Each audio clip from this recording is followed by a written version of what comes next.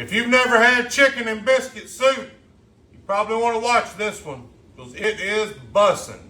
Let's get started. 1 stick of unsalted butter, 2 cups of chopped celery, 2 cups of chopped carrots, 2 cups of chopped onion, 4 cloves of minced garlic, fresh, 2 cups of green onion. We're gonna let this simmer a little while. It's been simmering about 20 minutes. Now I'm gonna add 1 gallon of chicken broth, 22-ounce can of cream of chicken. This is a tablespoon of black pepper, a tablespoon of poultry seasoning, and about a teaspoon of seasoned salt. When your vegetables get softened up the way you like them, add a little fresh thyme. These come in a 4-pack at most any grocery store, 7.5-ounce can. Flatten them. Cut it just like that.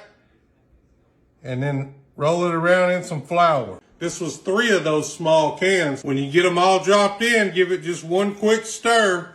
Make sure they're broke up and then put the lid on for 30 minutes at a simmer. Okay, it's been 30 minutes. This is a large rotisserie chicken. I got all the chicken in here. Now I'm just gonna turn the heat off after I get it stirred in for 10 minutes. Y'all know I'm gonna have to add a little bit of Zippy Zap to mine.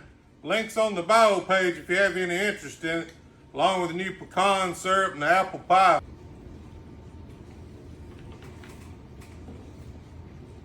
That's a good one right there.